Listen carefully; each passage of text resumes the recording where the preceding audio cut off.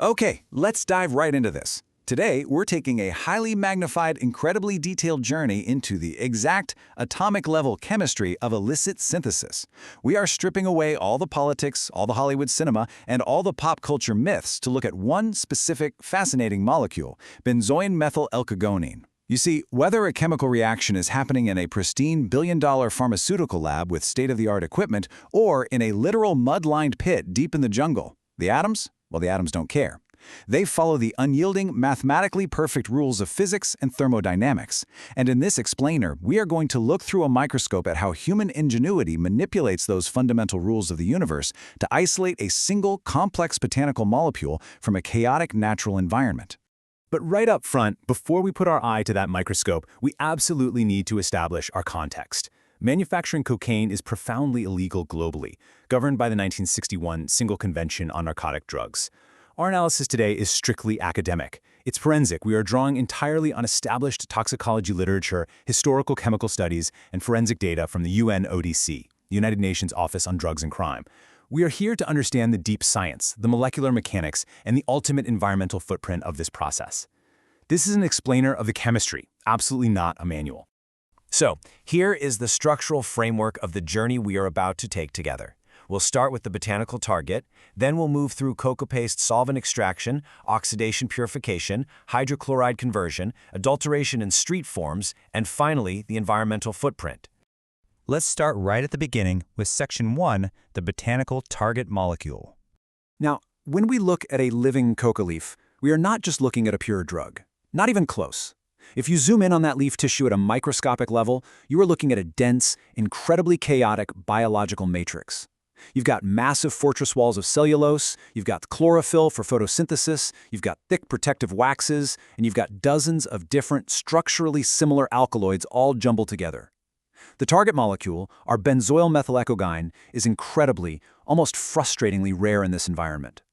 Whether we are looking at Erythroxylum coca, which grows in warm, low altitudes, or Erythroxylum novogranitense, adapted for cool, high altitudes, both contain an astoundingly low 0.5 to 1.5% of our target alkaloid by dry weight. Literally, 99% of what is in that leaf is chemical noise that we have to get rid of. Now, for millennia, indigenous peoples of the Andes interacted with this plant in a structurally simple, beautifully balanced way. They would chew the leaves alongside an alkaline substance, like crushed lime or plant ash. Let's look at the atomic mechanics of that for a second. The natural interior of the human mouth is relatively neutral. By introducing that alkaline ash, they gently, naturally altered the pH environment of the saliva. This delicate shift was just enough to subtly liberate the alkaloid from the plant matter, allowing it to absorb very slowly through the buccal tissue of the cheek. It produced a mild, perfectly calibrated stimulant effect. It was an elegant, low-yield biological synergy. Contrast that gentle biological nudge with the brutal, multi-step, sledgehammer-style industrial chemical engineering required today to rip the benzoyl methyl alkylgonine away from its sibling alkaloids and isolate it by the kilogram. To understand how they actually extract it, we have to grasp one absolutely critical concept. We need to understand what a free base is. And to do that, we are going to use an analogy, so stay with me here, because I want you to truly visualize these atomic interactions. I want you to imagine liquid water as a massive, chaotic ballroom full of dancers. But these aren't just any dancers. Water molecules are polar. They have a slightly positive end and a slightly negative end, like millions of tiny, incredibly active magnets holding hands, spinning and pulling on each other. Now, in its natural, acidic state inside the living coca leaf, the cocaine molecule has a positive electrical charge attached to its nitrogen atom. Because it has this magnetic charge, when it enters the water ballroom, all the little water magnets say, "Hey, come on in," and they grab onto it and dance with it. It dissolves. It is water-soluble. But what if we use an alkaline chemical, a base, to reach in and pluck that single positively charged proton right off the cocaine molecule? Suddenly, the molecule becomes a free base. It is now electrically totally neutral. It has no charge whatsoever. When it tries to hang out in the water ballroom now, the little water magnets can't grab onto it. In fact, because the water molecules are so busy magnetically pulling on each other, they literally squeeze the neutral free base molecule right out of the room. It becomes completely insoluble in water. However, if you build an uncharged, non-polar lounge right next door to the ballroom, say by pouring in an organic solvent like kerosene, the neutral free base wanders right over and fits in perfectly. It is now oil-soluble. This microscopic chemical flip, literally turning a molecule from water-loving to oil-loving simply by removing a single proton, is the entire fundamental basis for the extraction industry. Which brings us right to Section 2, coca paste solvent extraction. This is the stage where crude, almost medieval chemistry collides with the complex plant matrix in rural jungle labs. Workers literally stomp chopped up coca leaves in massive pits alongside toxic chemicals like sodium carbonate or calcium hydroxide. Now visually, it just looks like mixing mud. But under the microscope, an incredibly precise chemical violence is taking place. That alkali acts as a microscopic skeleton key. The extremely high pH chemically shreds those tough cellulose plant walls we talked about. And then, it reaches in and chemically rips those positively charged protons right off the natural cocaine salts. Instantly, across billions of molecules, they are converted into their neutral free base form. Following our analogy, every single one of those cocaine molecules has just been kicked out of the water ballroom. Then, workers pour in massive, staggering volumes of kerosene. They agitate this mixture violently, churning the oil and the mud together. And here is the magic of polarity. The water-soluble plant matter, the dirt, the chlorophyll, the cellulose, all of that stays trapped in the heavy, watery mud at the bottom. But those newly neutralized cocaine freebase molecules, they happily migrate right across the physical boundary line and dissolve perfectly into the floating, golden layer of kerosene above. They've essentially used liquid polarity to filter out 99% of the plant. But now they have a new problem. How do you get the invisible cocaine molecules out of hundreds of liters of kerosene? This leads to one of the most fascinating tricks in chemical engineering, the acid back extraction. The workers have these massive vats of kerosene completely loaded with dissolved cocaine freebase. To retrieve it, they use a microscopic chemical switch. They take dilute sulfuric acid, which is essentially just water heavily loaded with highly aggressive positively charged protons, and they aggressively mix it into the kerosene. Now zoom in on the atomic structure of the cocaine molecule. Sitting right on its tropane skeleton is a single nitrogen atom that acts like a microscopic docking bay. As the acidic water violently mixes with the oil, these tiny aggressive protons find those nitrogen docking bays and snap, they lock right in. The switch is thrown. The neutral cocaine-free base suddenly, instantly possesses a glaring positive electrical charge again, and because it's now charged, it is violently repelled by the nonpolar oil. It is pulled with immense, undeniable magnetic force back across the boundary layer and into the polar water ballroom. The workers simply stop mixing, let the two liquids separate like oil and vinegar in salad dressing, and they drain off the acidic water from the bottom. That water now holds all the newly created cocaine salts. They hit that water with a base like ammonia to neutralize it one last time, tossing the molecules out of the ballroom again, and a crude, yellowish-brown solid, the Coca paste, crashes right out of the liquid. It's a breathtaking manipulation of molecular physics performed in the dirt. Let's move to Section 3, Oxidation and Base Purification. So we have this crude paste, but it's really messy. It's maybe 40 to 80% cocaine, but it's heavily contaminated with sibling plant alkaloids that are structurally almost identical.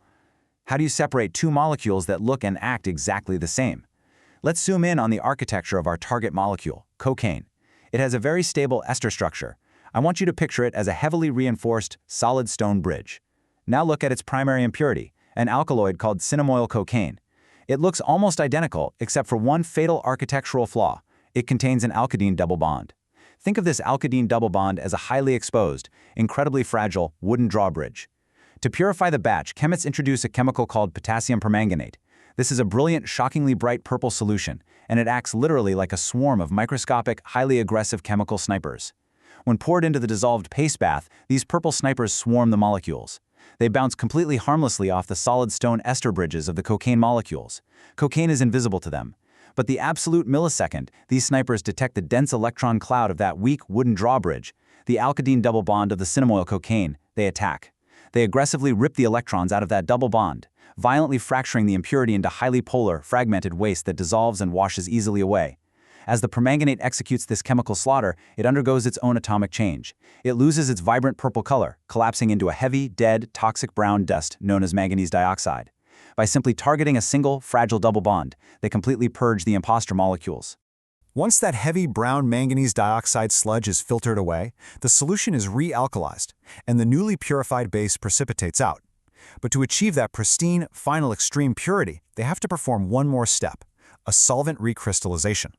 They take this damp, clumpy base and dissolve it entirely in a highly volatile, completely transparent organic solvent, usually diethyl ether, ethyl acetate, or acetone. They filter it so the liquid is perfectly clear, like glass. And then they just wait. They let the solvent evaporate. Now picture this at the atomic scale. The solvent molecules are actively leaping into the atmosphere, leaving the beaker. As the crowd thins out, the completely purified cocaine molecules are left behind, getting closer and closer together. Eventually, they have no solvent left to buffer them, so they are forced to physically bond with one another. Because of their exact geometric shape, they can't just mash together randomly. They stack in a perfectly repeating geometric lattice structure, forming flaky, stark white crystalline material. This is purified cocaine freebase, often exceeding 90% purity. It's a chemical masterpiece. But there's a huge catch. In this form, it is practically useless for its intended final market, which means we have to transform it one last time. This is Section 4, Conversion to Cocaine Hydrochloride. So why is this incredibly pure freebase basically useless for standard consumption? Because of human biology. The human nasal cavity is a warm, mucus-lined, heavily water-based environment. Remember our water ballroom? Pure, uncharged freebase is absolutely insoluble in water. If it goes into the nasal cavity, it just sits there, completely biologically inert, unable to absorb into the bloodstream. The lab must permanently flip our microscopic switch one last time to lock the molecule into a highly water-soluble salt. First, they take that perfectly dry, fleeky freebase and dissolve it right back into a polar solvent, usually pure, clear acetone. Then comes the final precision chemistry. They take a highly concentrated solution of hydrochloric acid and they add it meticulously, drop by drop. As each drop hits the acetone, it releases a flood of aggressive protons. Just like in the jungle, these protons instantly hunt down and lock right into the nitrogen docking bays on the cocaine molecules. This immediately grants the molecule a strong positive charge, which is instantly paired up with a negatively charged chloride ion left over from the acid. Now here is where the thermodynamics create a stunning visual. Cocaine hydrochloride, the newly formed salt, is entirely insoluble in acetone. So the very split second the acid drop hits the liquid and the atomic switch is thrown, the newly formed salt violently rejects the acetone and crashes out of the solution as a solid. Visually, it looks exactly like a heavy, swirling white blizzard suddenly materializing out of nowhere inside a perfectly clear sky within the beaker. This brilliant white precipitate is then filtered, washed, and dried with heat. What you are left with is a highly hygroscopic, completely water-soluble salt. It is exactly tuned to instantly dissolve in the biological waters of the human body. Next up, Section 5, Adulteration, Freebase, and Crack. Before we go further, there is a massive, incredibly pervasive pop culture misunderstanding we need to completely dismantle regarding the smokable forms of this drug. People often use the terms interchangeably, but chemically speaking, purified freebase and crack cocaine are completely fundamentally different preparations. Purified freebase, as we just exhaustively covered, is the result of that complex, highly dangerous laboratory oxidation using permanganate snipers, followed by meticulous recrystallization using incredibly flammable volatile solvents like diethyl ether. Crack cocaine, on the other hand, is an entirely different, incredibly crude chemical reversion performed way down the illicit supply chain by street-level distributors. A distributor will take the finished, highly refined water-soluble cocaine hydrochloride powder we just made, and they simply dissolve it in a pot of plain warm water mixed with ordinary household baking soda. Let's look at the atoms here. When gentle heat is applied, the sodium bicarbonate, the baking soda, acts as a weak base. It gently reaches in and plucks that acidic proton right back off the nitrogen docking bay, returning the molecule to its neutral, water-insoluble freebase state. But as this happens, a chemical byproduct is created, carbon dioxide gas. As the newly neutral oily free base begins to separate from the water, the CO2 gas bubbles violently up through the mixture. These bubbles get trapped in the precipitating oil as it cools, forming a dense, aerated, incredibly brittle rock. It is a crude, dirty, unrefined matrix full of trapped, unreacted baking soda and salts. It is absolutely not the same thing as the meticulously solvent-extracted lab-purified freebase. Now, what's genuinely fascinating about this step in the supply chain is how illicit distribution networks actively utilize pharmacology to systematically deceive the user's brain. Because the pure cocaine hydrochloride salt is incredibly potent, it's economically far too valuable to sell in its pure state. So, it is systematically stepped on or diluted. But they don't just use any random powder. They use adulterants specifically scientifically chosen to mimic the biological properties of the target molecule. Think about it. When a user tests the purity of the powder by rubbing a bit on their gums, they are expecting a very specific biological reaction, a localized numbing effect, because cocaine is a natural topical anesthetic. To perfectly fake this, distributors add cheap, legally available pharmaceutical-grade local anesthetics like lidocaine, benzocaine, or procaine.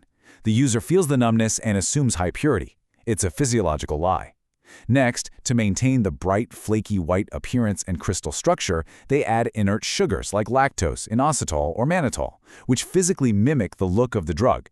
And finally, because heavily diluting the drug drastically lowers the actual central nervous system stimulant effect, they have to bulk that stimulation back up. How? By cutting in massive, sometimes dangerous doses of cheap active stimulants like caffeine powder or ephedrine.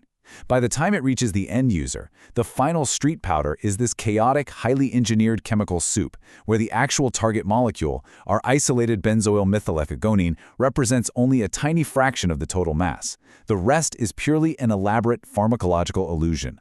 Finally, we must look at Section 6, the toxic footprint. Up until now, we've been operating in the realm of the microscopic. We've marveled at the precision of atomic switches and molecular snipers. But I need you to pull your eye away from the microscope for a moment and look at the macroscopic reality. I want you to sit with the stark gravity of this single metric: hundreds of liters. That is the volume of highly toxic, nonpolar hydrocarbon solvent, be it kerosene, diesel fuel, or pure gasoline, required to process and produce just a single 1 kilogram brick of purified cocaine hydrochloride. Visualize that scale. A single kilogram of final white powdered product represents the physical destruction of hundreds of kilos of raw biological leaf, swimming in literal oil drums full of petrochemicals, sitting alongside staggering industrial volumes of concentrated sulfuric acid, highly caustic hydrochloric acid, raw ammonia, and unslaked lime. The chemistry might be elegant, but the physical reality is brutally industrial. And because this entire massive global industry operates entirely in the shadows, completely outside the boundaries of any environmental regulation or waste management protocol, the resulting ecological devastation is nothing short of catastrophic. Think back to that acid back extraction step in the jungle. Once they extract the cocaine salts, what happens to those hundreds of liters of now highly acidic, contaminated kerosene wastewater? It is simply dumped, raw, untreated, directly into the soil and the incredibly delicate, biodiverse river systems of the Amazon and Andes basins. Remember our chemical snipers, the powerful potassium permanganate? It leaves behind massive, suffocating quantities of that toxic brown manganese dioxide sludge, which coats the riverbeds, killing the aquatic foundations of entire ecosystems. Add to this the massive tracts of old-growth rainforests that are slashed and burned to the ground, simply to cultivate the crops. And compound that with the governmental response, the millions of gallons of aerial glyphosate herbicide sprayed indiscriminately over the jungle's canopy to eradicate those very crops. When you piece all this data together from the forensic reports, what you are looking at is a slow-motion ecological apocalypse driven entirely, 100%, by the relentless chemical pursuit of isolating a single, rare plant alkaloid. Which leaves us with a profound, almost uncomfortable dichotomy to ponder as we wrap up this explainer. We've journeyed deep into the incredible, unyielding laws of the universe today.